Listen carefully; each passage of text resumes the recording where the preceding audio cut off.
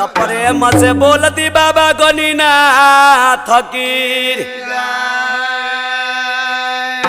प्रेम से बोल दा बाबा गोविंद महाराज कीर प्रेम से बोल दा मैया खेमा सती कीर प्रेम से बोल दा मैया भगेश्वरी कीर एक बार बोल दा फेंकू दया राम कीर प्रेम से बोल दे अपने अपने गुरु महाराज मैया सरस्वती की ये जी सरस्वती ने मुझे सहरा दिए है ए जी सरस्वती ने मुझे सहरा दिए कि गुरु ने दिया है ज्ञान माता पिता ने जन्म दिए भैया की कर्म लिखे तब भाई प्रेमी देखी एक शायरी और है ए जी चूहा घुसे पेटारी में ए जी चूहा घुसे पेटारी में तकाटे लहंगा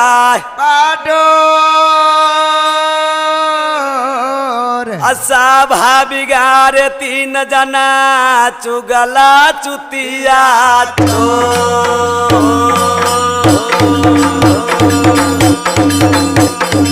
हैया हैया हाँ तब भाई प्रेमी बाबा गणिनाथ के भजन होना चाहिए तो कहना भाव में आता हाथा में लेला बाबा गणिनाथ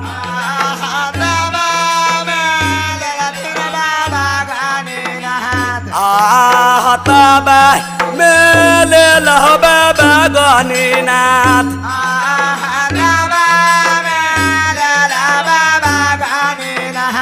आलोटा हो दात मन में हो बाबा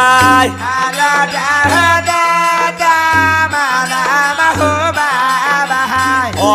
चल जाइयो न कमाला हो की नारा हो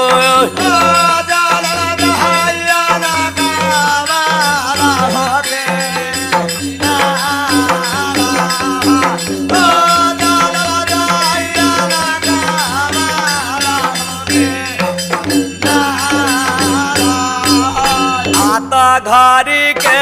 चलल हो बाबा गणिनाथ घरी के चलल बाबा गणिनाथ घरी के चलल हो बाबा गणिनाथ घरी के चलल हो बाबा गणिनाथ पहाड़ हो पैर बीतबे हो करैया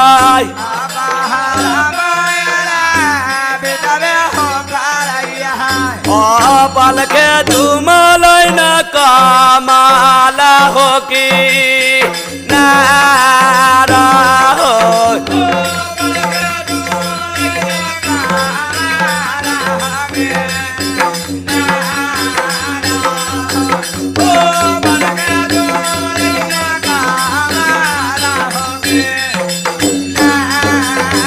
भाई प्रेमी उस समय में बाबा गणिनाथ के घड़ी के चलल पलक में जुम जाइए माई कमला के किनार पर भाई प्रेमी उस समय में बाबा गणिनाथ की करैया आता ओहे बेर में करई बाबा गणिनाथ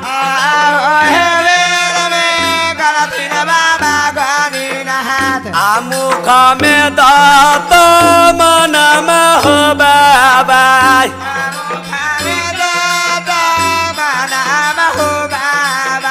हो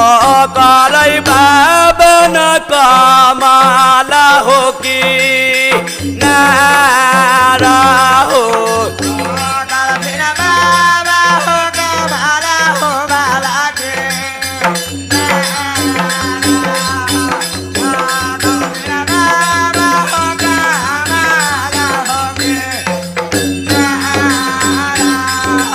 भाई प्रेमी उस समय में बाबा गणिनाथ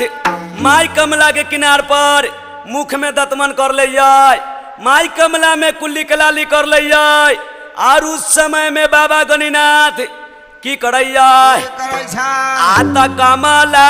में पैस के हो बाबा,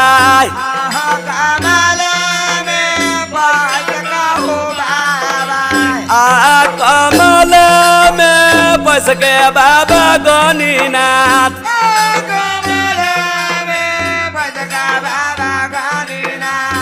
करैया चलन में हो बाबा,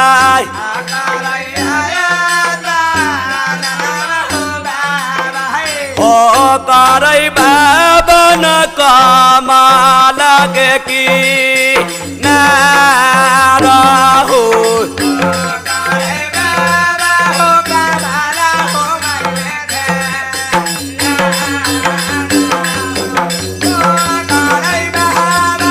कमला मेरा साय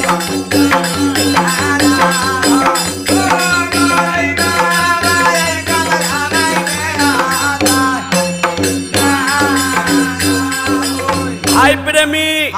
उस समय में बाबा गणिनाथ माई कमला के किनारे में पानी में हेल के बाबा गणिनाथ स्नान कर ले जाए। उस समय में स्नान ध्यान करके बाबा गणिनाथ कमला किनार पर खड़ा हो जाइए। और उस समय में बाबा गणिनाथ की करैया भाई प्रेमी आता ओहे बेर बनबै बाबा गणिनाथ,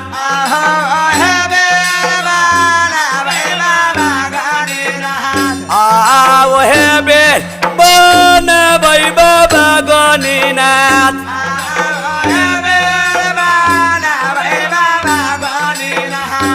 जोगी हो बाल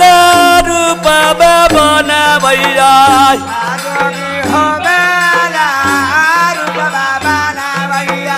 हो बनबै बाबा न कमला हो की नारा हो,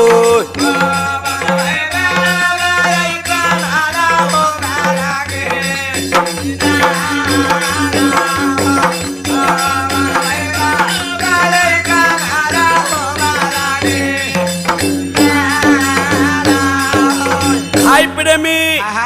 उस समय में बाबा गणिनाथ माई कमला किनार पर जोगी के रूप बनावैया।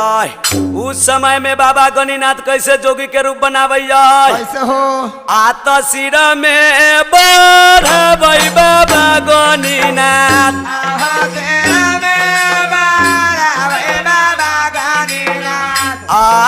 सिर में बढ़बै बाबा गणिनाथ,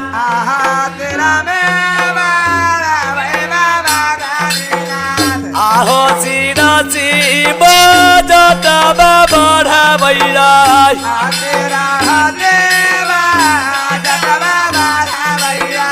ओ निरा ले लगती लकावा हो चनन गाई हो,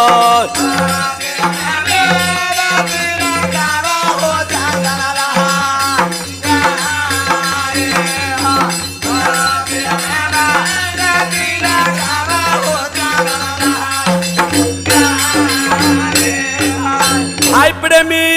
उस समय में बाबा गणिनाथ माई कमला किनार पर जाके सिर में शिवजाटा बढ़ा ले,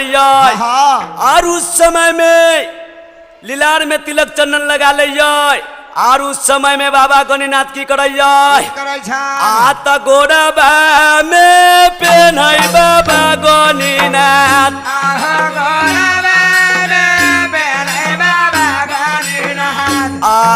गोरबा में पेन्है बाबा गणिनाथ,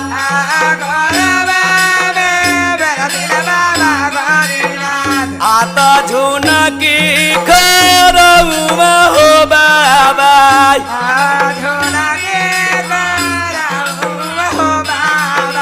ओ पेन्है बाबा न कमला हो की नारा हो,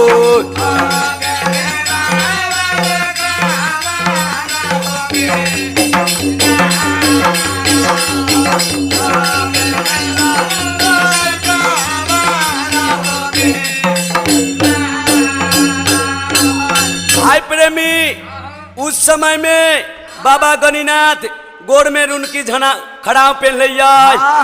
और उस समय में की करैया आत देहिरा लोग भाई बाबा गणिनाथ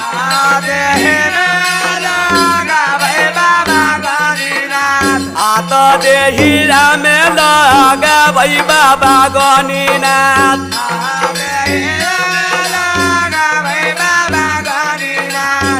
लगा बैरा भूति हो बाबा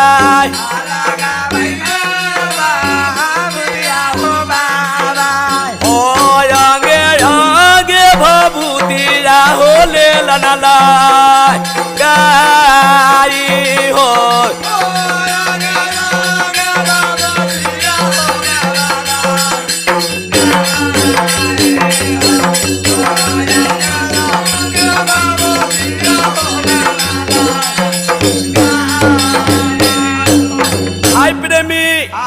उस समय में बाबा गणिनाथ अंगे अंग भभूति लगा लिया और उस समय में बाबा गणिनाथ की करैया आत दहिना काख में गई बाबा गणिनाथ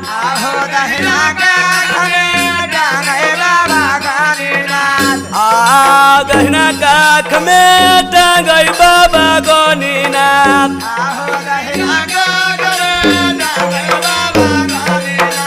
आता जसबाल झोली रहो बाबा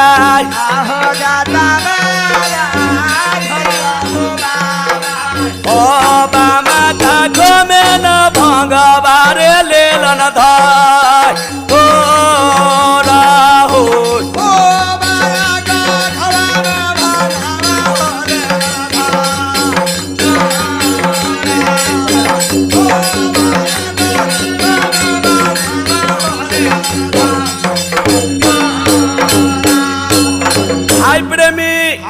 उस समय में बाबा गणिनाथ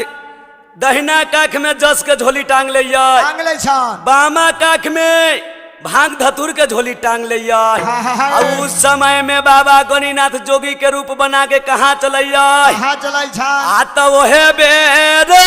चलै बाबा गणिनाथ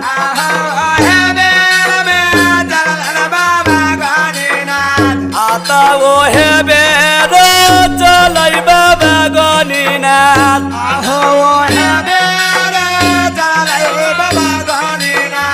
आत देश भर मनमा हो करेला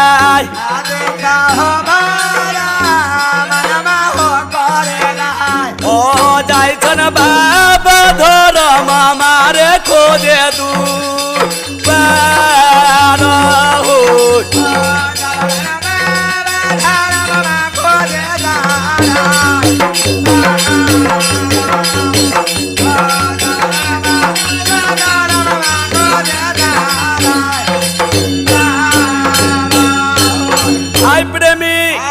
उस समय में बाबा गणिनाथ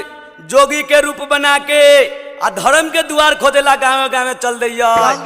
भाई प्रेमी उस समय में बाबा गणिनाथ चारों दिशा घूम गए बाकी बाबा गणिनाथ के उनका लाग कोई धर्म के दूरा न मिला उस समय में बाबा गणिनाथ के जब धर्म के दूरा न मिले भाई प्रेमी उस समय में बाबा गणिनाथ लौट के इंद्रासन में चल जाइए इंद्रासन में जाके जहाँ इंद्र भगवान सभा लगा के बैठल रहिए भाई प्रेमी उस समय में बाबा गणिनाथ जाके इंद्र भगवान से कहिए ए इंद्र भगवान जब हमरा मृता भुवन में तू भेज दिल तो हमरा कोई धर्म के दूरा न मिलल उस समय में जब इतना बाबा गणिनाथ के बोल सुनैया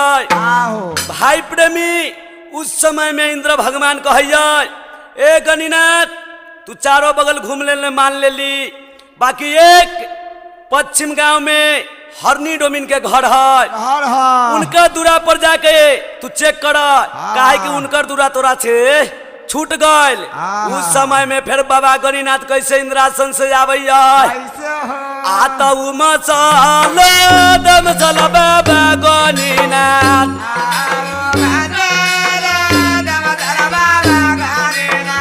आऊ मसल दम बाबा गणिनाथ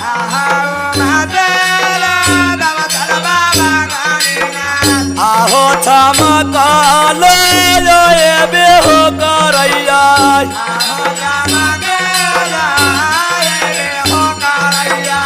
ओ चलल आबैया नहरू निके दुबारा हो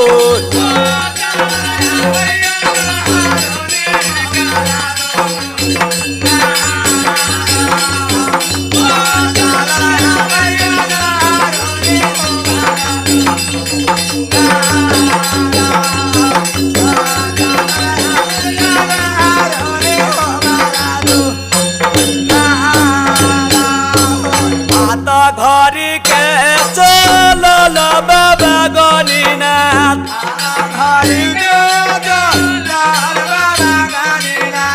आह घरी के चलल हो बाबा गणिनाथ अपहर हो पैर बितबे हो करैया ओ पल के झूमल नहरू निके दुबारा हो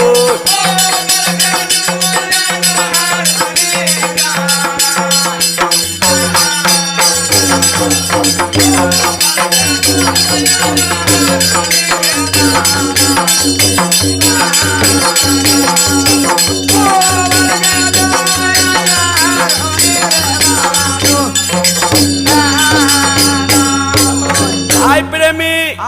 उस समय में बाबा गणिनाथ के घड़ी के चलल पलक में हरनी के घर द्वार जुम जाइया जुम के उस समय में भाई प्रेमी हरनी के दूरा पर जोरा चंदन गाछ रहिया ओहे चंदनमा के गाछ तर जाके आ बाबा फेकन की करैया आ तो ओहे बेर में करई बाबा गणिनाथ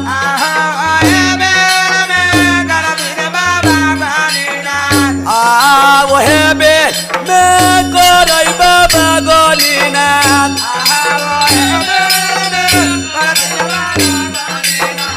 आ तो हरनी हरनी पुकारा हो करैया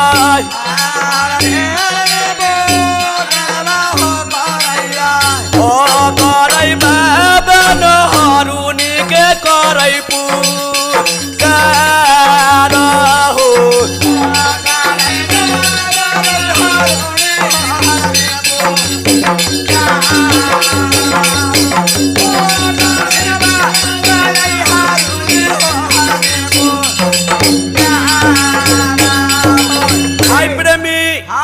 उस समय में बाबा गणिनाथ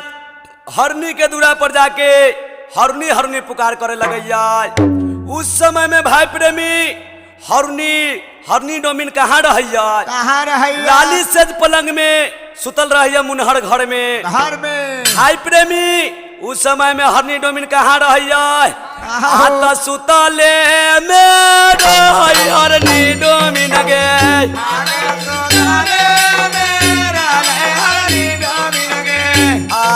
सुतले मेरे हरनी डोमिन गे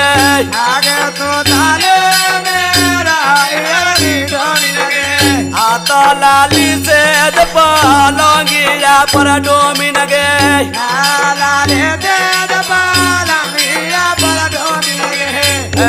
ठोकले रहल न बाजार गे के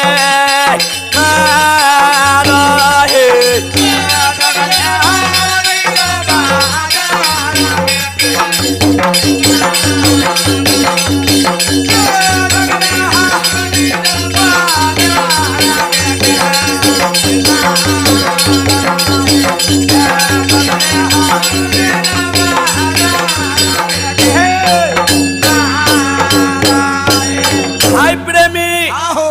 समय में हरनी डोमिन लाली सेज पलंग पर सुतल रहिया मुनहर घर में सखुआ लगल बदर के माँ ठोकले रहिया बाकी उस समय में जब बाबा गणिनाथ के बोल सुनैया हरनी डोमिन भाई प्रेमी लाली सेज पलंग से चढ़ा के उठ के बैठ जाइया अब उस समय में हरनी डोमिन भाई पलंग से उतर के सखुआ लगल बदर के मार खोल दिया। उस समय में जब हरनी डोमिन बदर के मार खोलिया तब बाबा गणिनाथ पर नजर पड़ जाइया। उस समय में हरनी डोमिन की करैया आता 10 काल जोड़ के हरनी डोमिन गे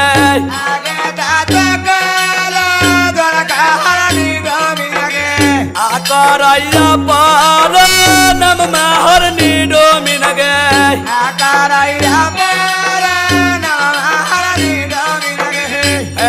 करई डोमिन गे डांडा बागे पारा नाम हे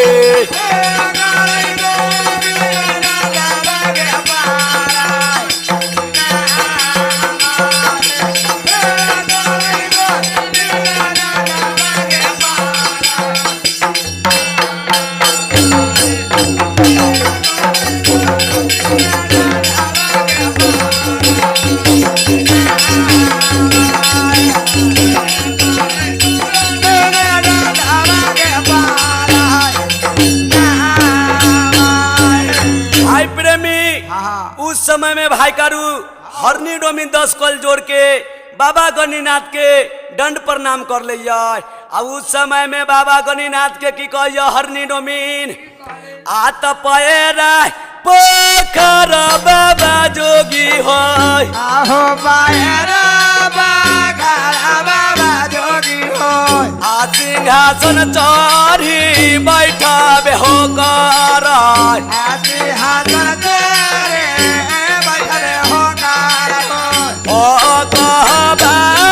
कुशली हो कुशल हो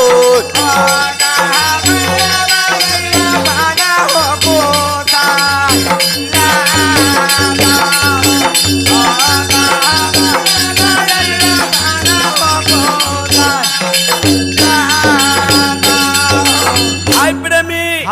उस समय में हरनी डोमिन कहिया हो बाबा जोगी पानी से पैर पखार लो सिंहासन पर आसन मार के बैठ जा अपना कुशल हाल तनी कह के हमरा सुनाबा। उस समय में भाई प्रेमी बाबा जोगी की कहिया हरनी डोमिन के कहिया आत पैरो ना पखर बहु हरनी डोमिन गे आगे चरानो ना पखर बहु हरनी डोमिन गे पैरो ना पखर बहु हरनी डोमिन गे आगे पैरो ना पखर बहु हरनी डोमिन गे सिंहासन नाही बैठा बेगे कारवाई सिंहासन करना बैठा बेगे कारवाई नहीं कहबै कुशली लागे कुशल हो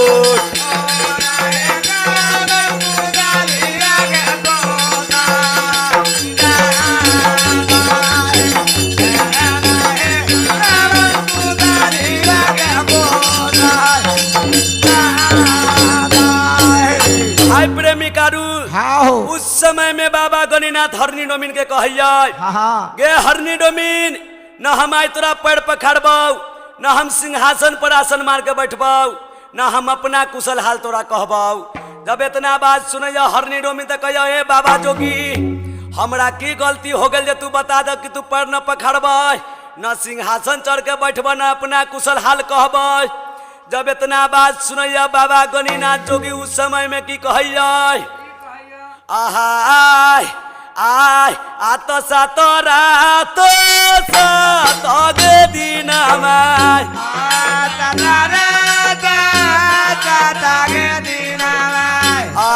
सातरा तो सात गे दिन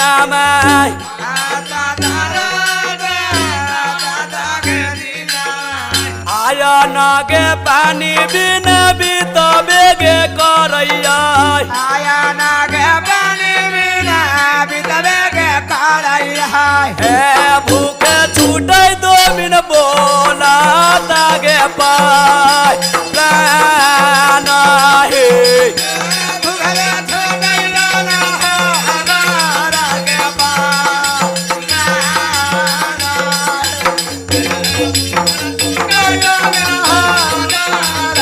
Bye.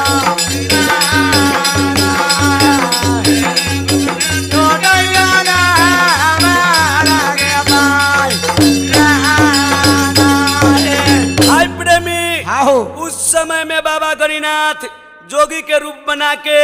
हरनी के दूरा पर चल जाइए, हरनी डोमिन के दूरा पर। आ हरनी डोमिन के कहिए गे हरनी डोमिन हमरा 7 रात 7 दिन अन्न पानी बिना बितैया, हमरा भूखे प्राण छूट रहलन। उस समय में और हरनी डोमिन के की कहिए, उस समय में भाई प्रेमी हरनी डोमिन बाबा गणिनाथ के कहिए हो बाबा गणिनाथ देखो हम जात के हरनी डोमिन हकी बताब आई तोरा के भोजन जौनार करा दे तो हमर धर्म नाश हो जात आ तोहर भी धर्म।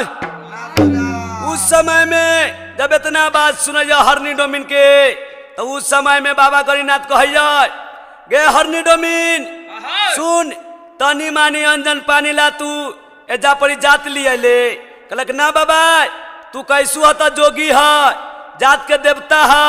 बताब हम जात के निपाक हकी डोमिन आई तोरा के भोजन करा दही तो हमर धर्म नाश हो जाइए। जब इतना बात सुनिए हरनी डोमिन के बाबा गणिनाथ उस समय में की कहिए कह गे हरनी डोमिन सुन ले तू भोजन न करबे तो हम तोरा की करबा आय आ त भोजन न करबे हरनी डोमिन गे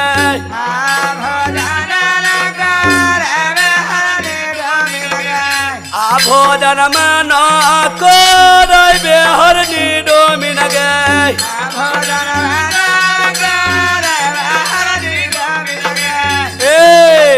कहले कि जब तक हमरा भोजन न कराबे तो सुन ले तोहर दूरा पर की करबाओ गे तेजी दे बौन तोरे गे दूरा पर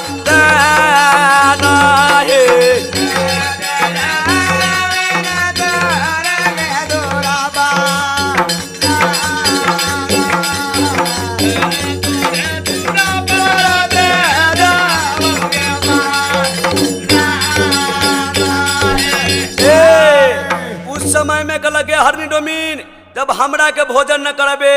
तो तोरे दूरा पर हम तेज देवो प्राण के। जब इतना बात सुनिए हरनी डोमिन तब हाय प्रेमी उस समय में बाबा जोगी के की कहिए आ त बैठ बैठ बैठ बाबा जोगी हो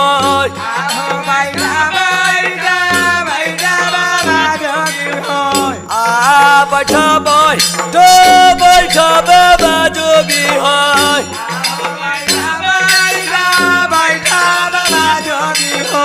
आतया सोना लगाइए बाबा जोगी हो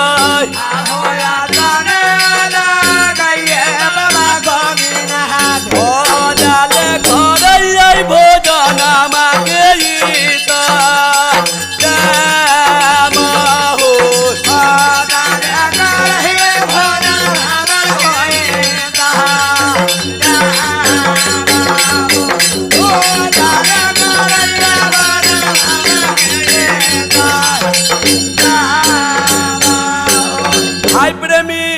उस समय में हरनी डोमिन कहिया हो बाबा जोगी हाँ हो जाले तू बैठो सिंहासन चढ़ के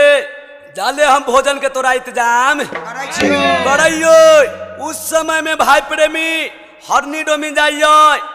अपना घर में ट्रंक खोलिए हरनी डोमिन तब भाई प्रेमी कुछ कमा के रख ले हले। जब ट्रंक खोलिए तो बाबा जोगी सत के बदौलत से उनकर 2-4 रुपया हले पेटी में ओहो बिला दिलन। भाई प्रेमी जब हरनी डोमिन ट्रंक खोल के देखे तो भाई पैसा तो एको गो छेद ना हो एको न है। उस समय में हरनी डोमिन कहिए हाँ। बताब कैसन बाबा जोगी है कि हम जे कमा के रख ले हली ओहो बिला दिलन। उस समय में हरनी डोमिन भाई प्रेमी की करैया आत हतब मेल कई हरनी डोमिन गे